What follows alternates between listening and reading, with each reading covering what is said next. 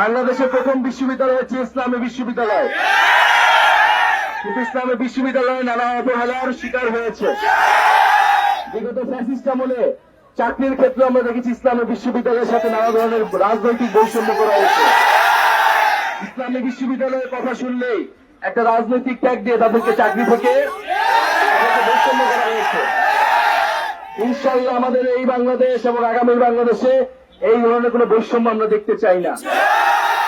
আমরা দেখেছি বিশ্ববিদ্যালয়গুলোতে দাড়ি টুপি পরা থাকলে, মুসলমানের চিহ্ন থাকলে তাদেরকে শিবির ট্যাগ দিয়ে নির্যাতন করা হয়। হিজাব নিকাব পরা থাকলে তাদেরকে ছাত্রী সংস্থা ট্যাগ দিয়ে নির্যাতন করা হয়েছে। ফলে এই ট্যাগের রাজনীতি থেকে আমরা বের হতে চাই। কোন ধরনের ট্যাগই যাতে না চলে, কোন ধরনের রাজনৈতিক ট্যাগ দিয়ে কারো প্রতি যাতে রাজনৈতিক হেনস্থা না করা হয়, আমরা এরকম একটা বিশ্ববিদ্যালয় চাই। আমরা চাই বিশ্ববিদ্যালয়গুলোতে গণতান্ত্রিক সহাবস্থান থাকবে, মত প্রকাশের অধিকার থাকবে এবং বাংলাদেশের যে বুদ্ধিভিত্তিক নেতৃত্ব, সাংস্কৃতিক নেতৃত্ব, সামাজিক রাজনৈতিক নেতৃত্ব বিশ্ববিদ্যালয় থেকে গড়ে উঠবে।